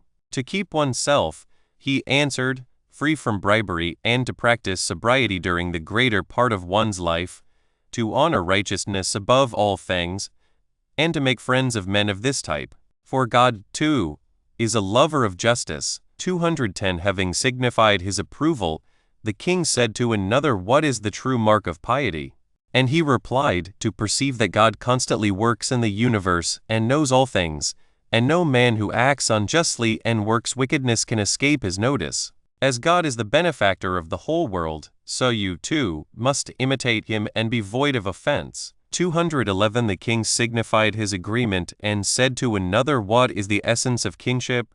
And he replied, "To rule oneself well, and not to be led astray by wealth or fame to immoderate or unseemly desires. This is the true way of ruling if you reason the matter well out. For all that you really need is yours, and God is free from need and benignant withal. Let your thoughts be such as become a man, and desire not many things, but only such as are necessary for ruling." 212 The king praised him, and asked another man how his deliberations might be for the best. And he replied, if he constantly set justice before him in everything and thought that injustice was equivalent to deprivation of life. For God always promises the highest blessings to the just. 213 Having praised him, the king asked the next how he could be free from disturbing thoughts in his sleep. And he replied, "You have asked me a question which is very difficult to answer, for we cannot bring our true selves into play during the hours of sleep, but are held fast in these 214 by imaginations that cannot be controlled by reason. For our souls possess the feeling that they actually see the things that enter into our consciousness during sleep. But we make a mistake if we suppose that we are actually sailing on the sea in boats or flying through the air or traveling to other regions or anything else of the kind. And yet we actually do imagine such 215 things to be taking place. So far as it is possible for me to decide, I have reached the following conclusion. You must in every possible way, O King, govern your words and actions by the rule of piety, that you may have the consciousness that you are maintaining virtue, and that you never choose to gratify yourself at the expense of reason, and never, by abusing your power, do 216 despite to righteousness.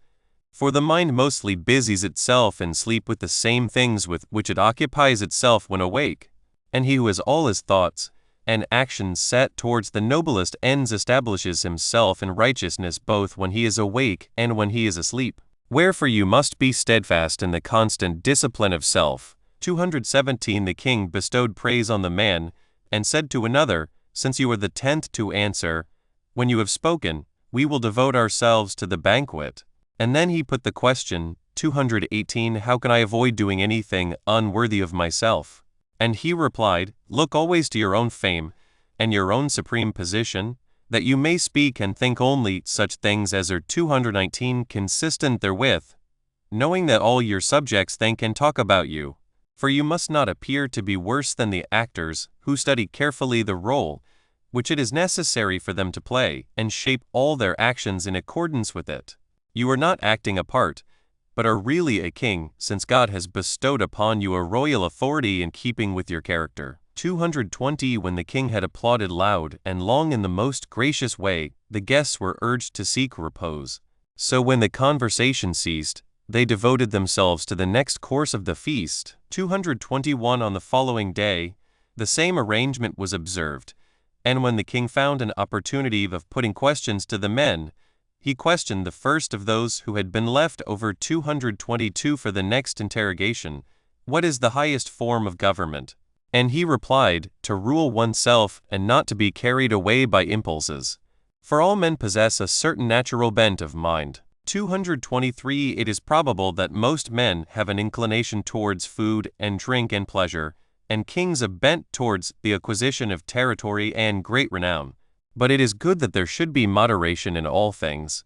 What God gives that you must take and keep, but never yearn for things that are beyond your reach. 224 Pleased with these words, the king asked the next how he could be free from envy. And he after a brief pause replied, If you consider first of all that it is God who bestows on all kings glory and great wealth, and no one is king by his own power. All men wish to share this glory but cannot, since it is the gift of God. 225 The king praised the man in a long speech, and then asked another how he could despise his enemies. And he replied, If you show kindness to all men and win their friendship, you need fear no one. To be popular with all men is the best of good gifts to receive from God. 226 Having praised this answered the king ordered the next man to reply to the question, how he could maintain his great renown. And he replied that if you were generous and large-hearted in bestowing kindness and acts of grace upon others, you will never lose your renown. But if you wish the aforesaid graces to continue yours, you must call upon God continually. 227 The king expressed his approval and asked the next, To whom ought a man to show liberality? And he replied, All men acknowledge that we ought to show liberality to those who are well disposed towards us, but I think that we ought to show the same keen spirit of generosity to those who are opposed to us, that by this means we may win them over to the right and to what is advantageous to ourselves. But we must pray to God that this may be accomplished, for he rules the minds of all men. 228 Having expressed his agreement with the answer, the king asked the sixth to reply to the question, to whom ought we to exhibit gratitude? And he replied, to our parents continually, for God has given us a most important commandment with regard to the honor due to parents. In the next place he reckons the attitude of friend towards friend, for he speaks of a friend which is as thine own soul. You do well in trying to bring all men into friendship with yourself. 229 The king spoke kindly to him, and then asked the next, what is it that resembles beauty in value? And he said, piety, for it is the preeminent form of beauty, and its power lies in love, which is the gift of God.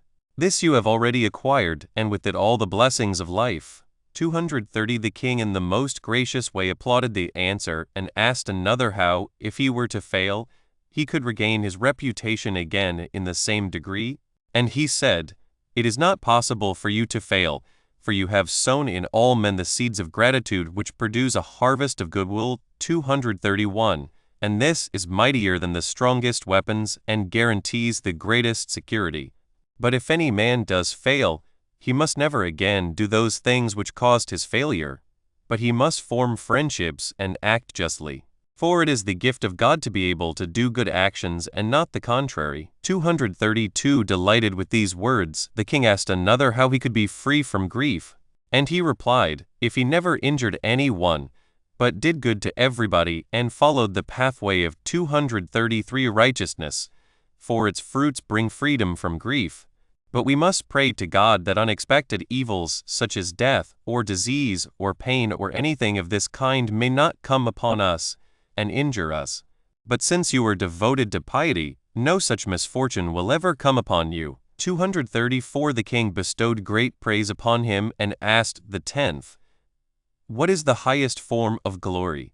And he said, to honor God, and this is done not with gifts and sacrifices, but with purity of soul and holy conviction, since all things are fashioned and governed by God in accordance with his will. Of this purpose you are in constant possession, as all men can see from your achievements in the past and in the present. 235 With loud voice the king greeted them all and spoke kindly to them, and all those who were present expressed their approval, especially the philosophers, for they were far superior to them, i.e. the philosophers both in conduct and in argument, since they always made God their starting point.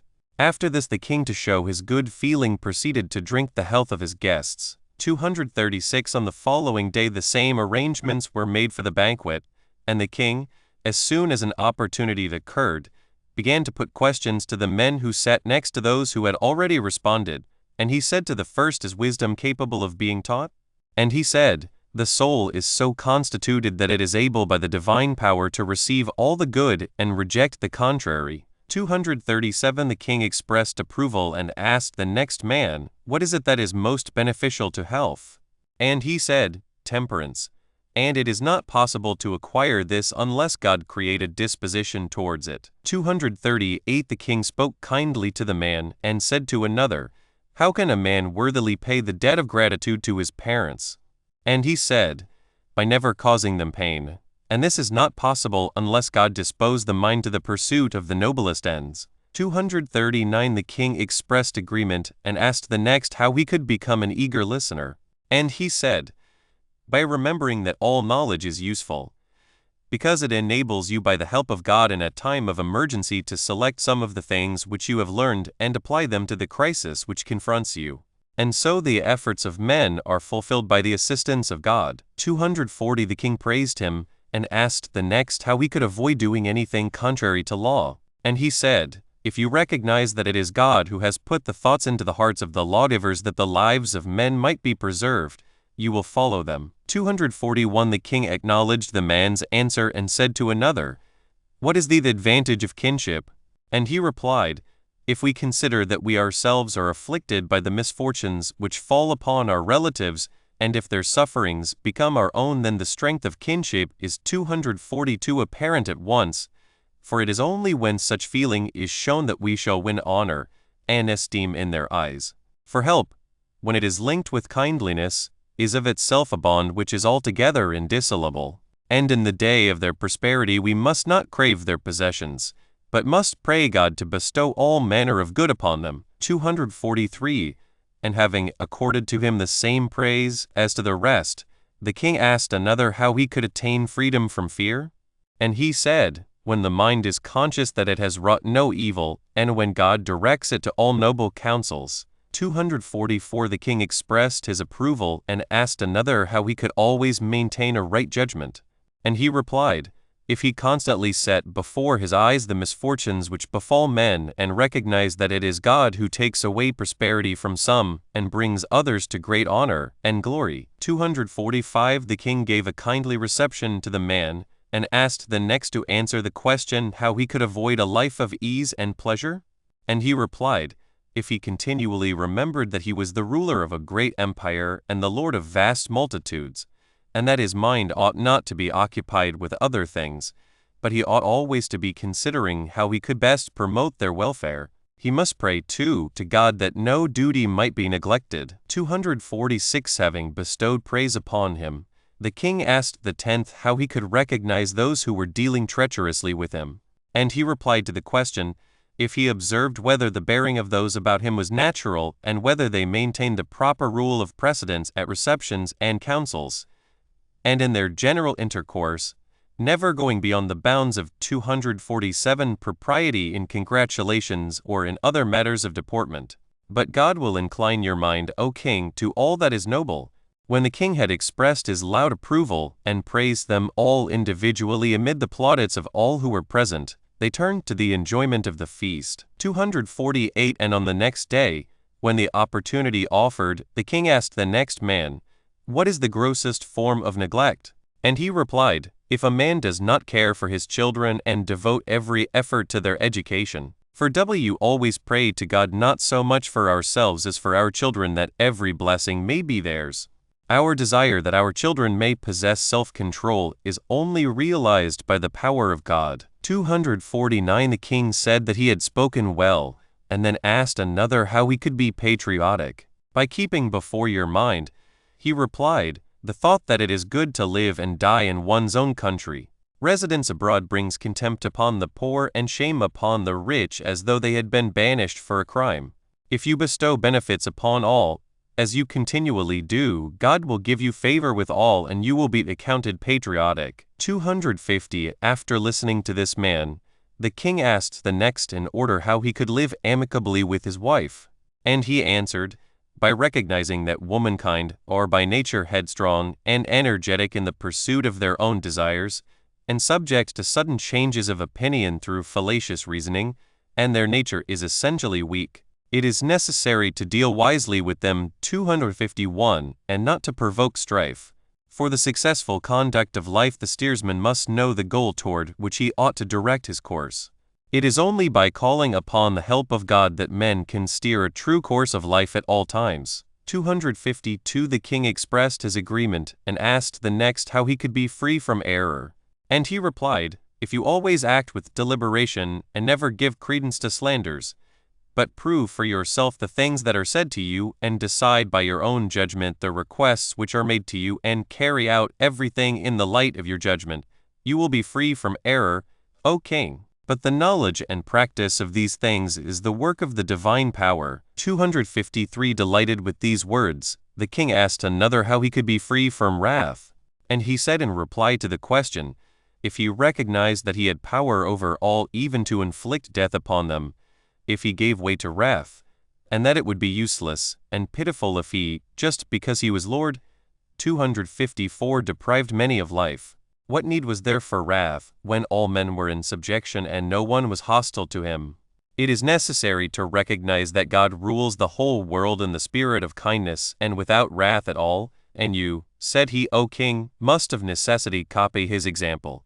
255 The king said that he had answered well and then inquired of the next man, what is good counsel? To act well at all times, and with due reflection. He explained, comparing what is advantageous to our own policy with the injurious effects that would result from the adoption of the opposite view, in order that by weighing every point we may be well advised, and our purpose may be accomplished.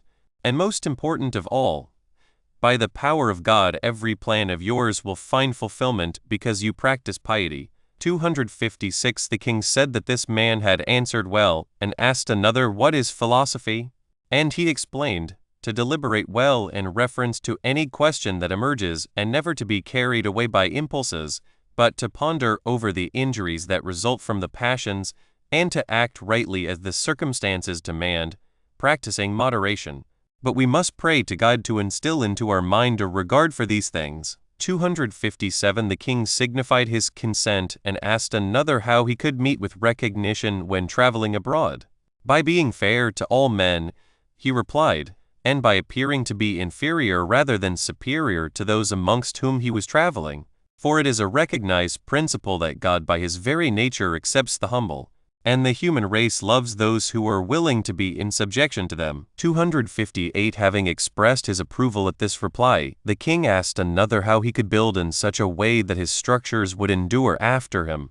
And he replied to the question, if his creations were on a great and noble scale, so that the beholders would spare them for their beauty, and if he never dismissed any of those who wrought such works and never compelled others to minister to his 259 needs without wages. For observing how God provides for the human race, granting them health and mental capacity, and all other gifts, he himself should follow his example by rendering to men a recompense for their arduous toil. For it is the deeds that are wrought in righteousness that abide continually. 260 The king said that this man, too, had answered well, and asked the 10th, what is the fruit of wisdom? And he replied, that a man should be conscious in himself that he has wrought no evil. 261 And that he should live his life in the truth, since it is from these, O mighty king, that the greatest joy and steadfastness of soul and strong faith in God accrue to you if you rule your realm in piety.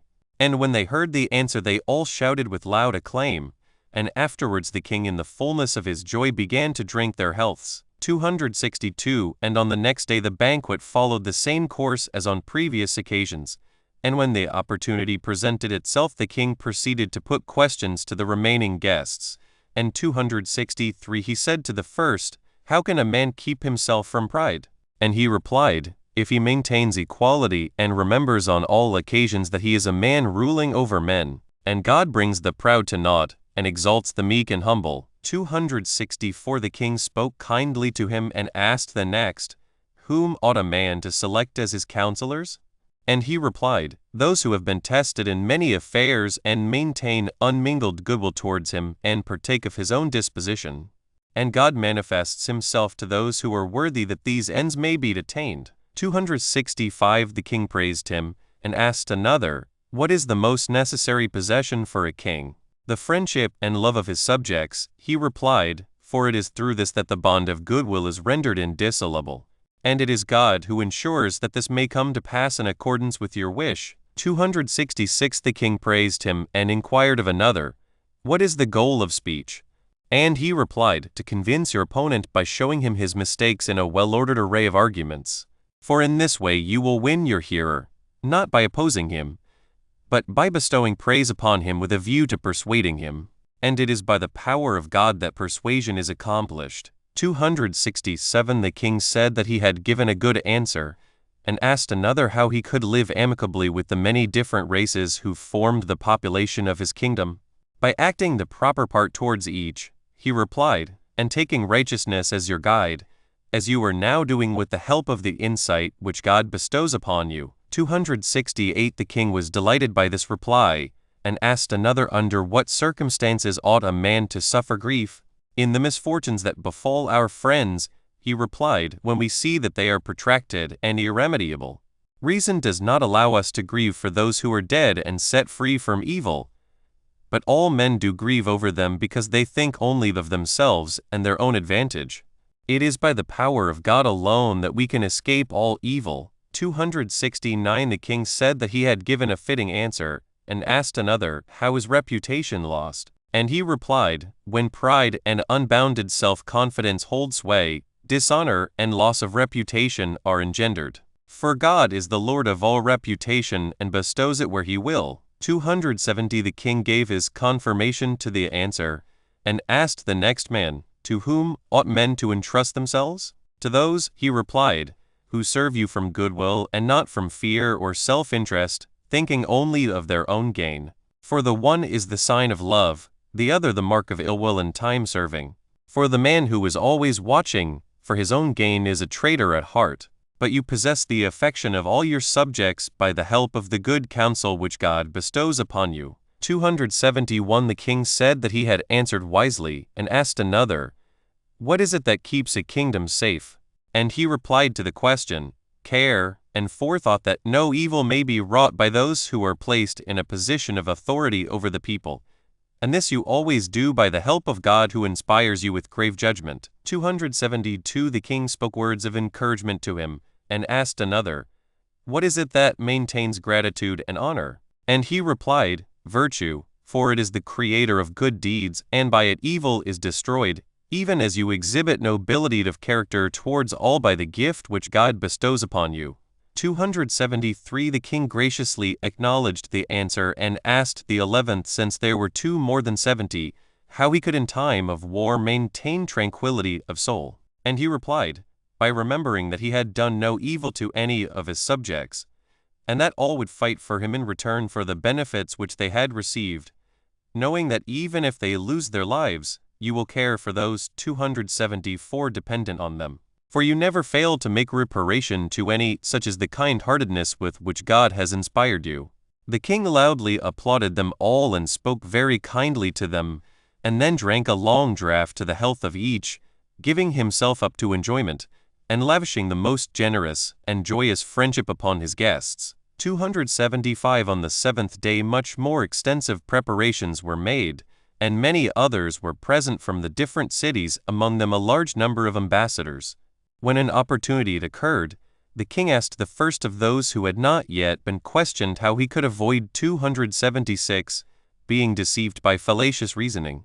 And he replied, by noticing carefully the speaker, the thing spoken, and the subject under discussion, and by putting the same questions again after an interval in different forms. But to possess an alert mind and to be able to form a sound judgment in every case is one of the good gifts of God, and you possess it, O king. 277 The king loudly applauded the answer and asked another, "Why is it that the majority of men never become virtuous?"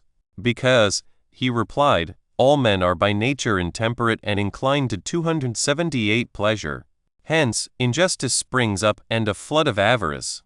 The habit of virtue is a hindrance to those who are devoted to a life of pleasure, because it enjoins upon them the preference of temperance and righteousness. For it is God who is the master of these things." 279 The king said that he had answered well, and asked, "What ought kings to obey?" And he said, "The laws, in order that by righteous enactments they may restore the lives of men, even as you by such conduct in obedience to the divine command have laid up in store for yourself a perpetual memorial." 280 The king said that this man, too, had spoken well, and asked the next, "Whom ought we to appoint as governors?" And he replied, "All who hate wickedness, and imitating your own conduct act righteously, that they may maintain a good reputation constantly. For this is what you do, O mighty king," he said, "and it is God who has bestowed upon you the crown of righteousness." 281 The king loudly acclaimed the answer, and then looking at the next man said, "Whom ought we to appoint as officers over the forces?" And he explained, "Those who excel in courage and righteousness, and those who are more anxious about the safety of their men than to gain a victory by risking their lives through rashness.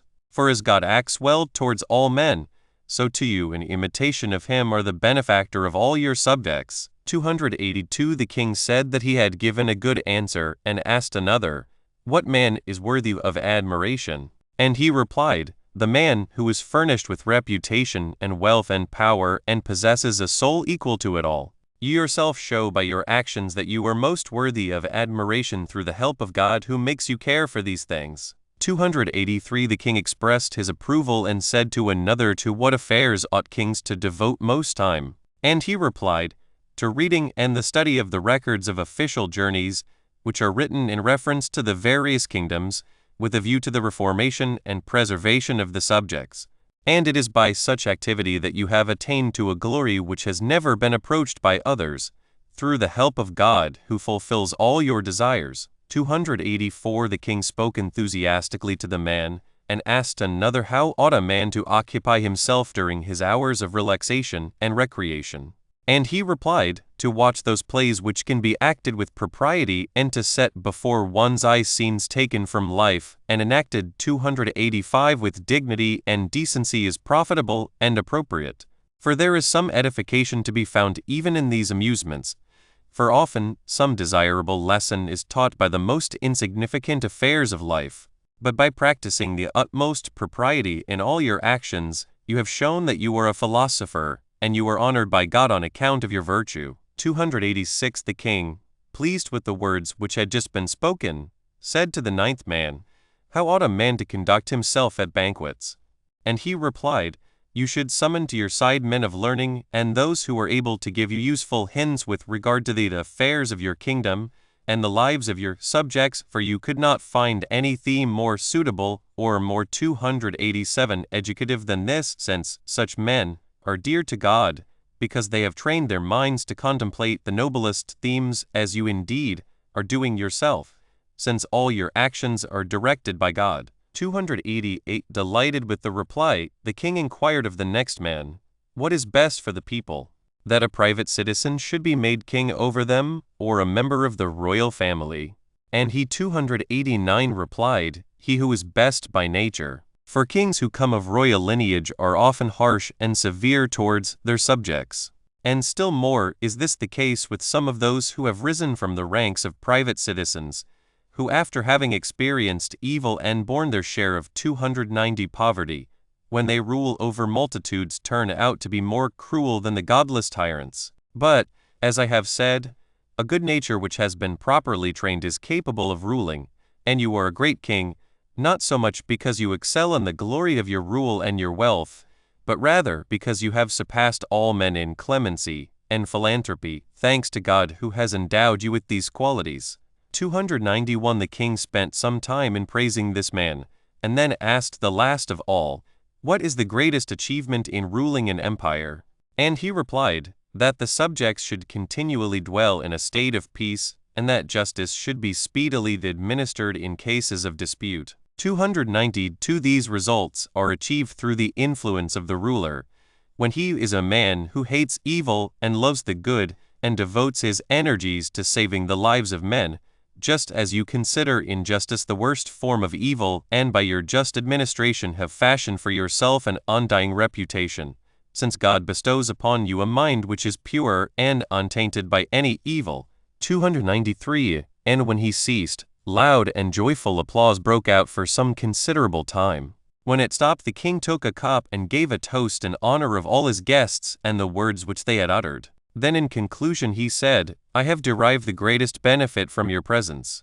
294 I have profited much by the wise teaching which you have given me in reference to the art of ruling." Then he ordered that 3 talents of silver should be presented to each of them, and appointed one of his slaves to deliver over the money. All at once shouted their approval, and the banquet became a scene of joy, while the king gave himself up to a continuous round of festivity. 295 I have written at length and must crave your pardon, Philocrates. I was astonished beyond measure at the men, and the way in which on the spur of the moment they gave answers which 296 really needed a long time to devise. For though the questioner had given great thought to each particular question, those who replied one after the other had their answers to the questions ready at once, and so they seemed to me and to all who were present, and especially to the philosophers, to be worthy of admiration. And I suppose that the thing will seem incredible to those who will 297 read my narrative in the future, but it is unseemly to misrepresent facts which are recorded in the public archives, and it would not be right for me to transgress in such a matter as this. I tell the story just as it happened, conscientiously avoiding any error. I was so impressed by the force of their utterances that I made an effort to consult those whose business it was to make 298 a record of all that happened at the royal audiences and banquets. For it is the custom, as you know, from the moment the king begins to transact business until the time when he retires to rest, for a record to be taken of all his sayings and doings, a most excellent and useful arrangement. 299 For on the following day the minutes of the doings and sayings of the previous day are read over before business commences, and if there has been any irregularity, the matter is at once set right. 300 I obtained therefore, as has been said, accurate information from the public records, and I have set forth the facts in proper order since I know how eager you were to obtain useful information. 301 3 days later Demetrius took the men and passing along the sea wall, 7 stadia long, to the island, crossed the bridge and made for the northern districts of Pharos. There he assembled them in a house, which had been built upon the seashore, of great beauty and in a secluded situation, and invited them to carry out the work of translation, since everything that they needed for the purpose 302 was placed at their disposal. So they set to work comparing their several results and making them agree, and whatever they agreed upon was suitably copied out under the direction of Demetrius. 303 And the session lasted until the 9th hour. After this they were set free to minister to their physical 304 needs. Everything they wanted was furnished for them on a lavish scale. In addition to this, Dorotheus made the same preparations for them daily as were made for the king himself, for thus he had been commanded by the king. In the early morning they appeared daily at the court, and 305 after saluting the king went back to their own place. And as is the custom of all the Jews, they washed their hands in the sea and prayed to God, and then devoted themselves to reading, and 306 translating the particular passage upon which they were engaged. And I put the question to them, why it was that they washed their hands before they prayed. And they explained that it was a token that they had done no evil, for every form of activity is wrought by means of the hands, since in their noble and holy way they regard everything as a symbol of righteousness and truth. 307 As I have already said, they met together daily in the place which was delightful for its quiet and its brightness, and applied themselves to their task. And it so chanced that the work of translation was completed in 72 days, just as if this had been arranged of set purpose.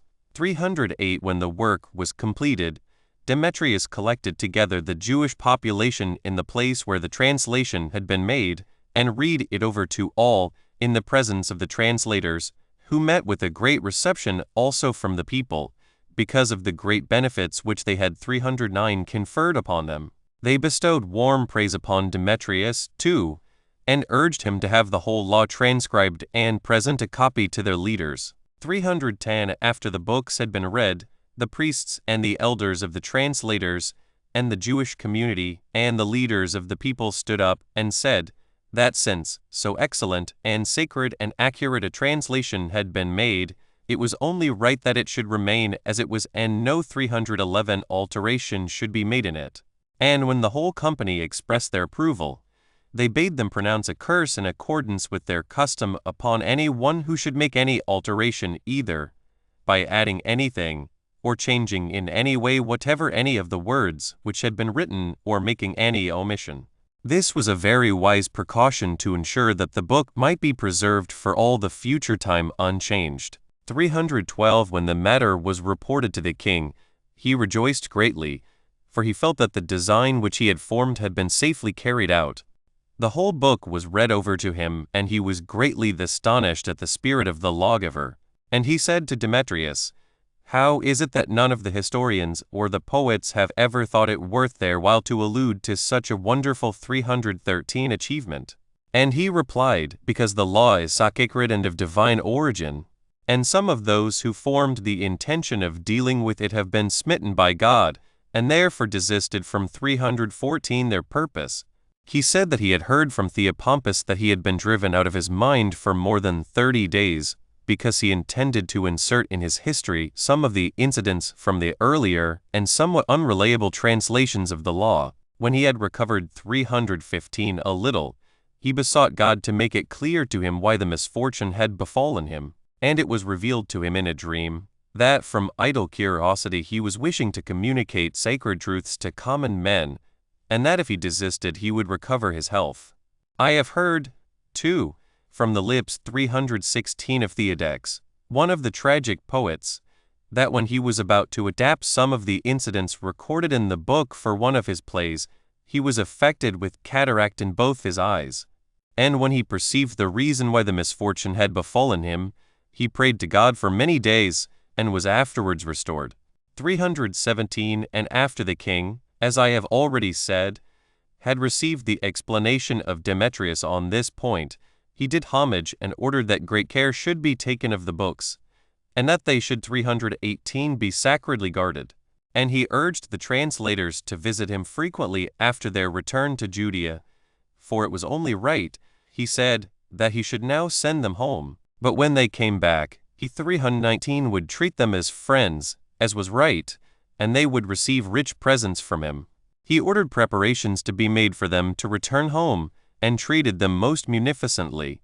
He presented each one of them with 3 robes of the finest sort, 2 talents of gold, a sideboard weighing 1 talent, all the furniture for 3 couches, 320, and with the escort he sent Eleazar 10 couches with silver legs and all the necessary equipment, a sideboard worth 30 talents, 10 robes, purple, and a magnificent crown, and 100 pieces of the finest woven linen, also bowls and dishes, and 2 golden beakers to be dedicated to God. 321 He urged him also in a letter that if any of the men preferred to come back to him, not to hinder them, for he counted it a great privilege to enjoy the society of such learned men, and he would rather lavish his wealth upon them than upon vanities.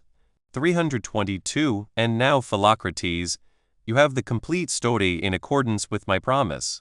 I think that you find greater pleasure in these matters than in the writings of the mythologists, for you are devoted to the study of those things which can benefit the soul, and spend much time upon it. I shall attempt to narrate whatever other events are worth recording, that by perusing them you may secure the highest reward for your zeal.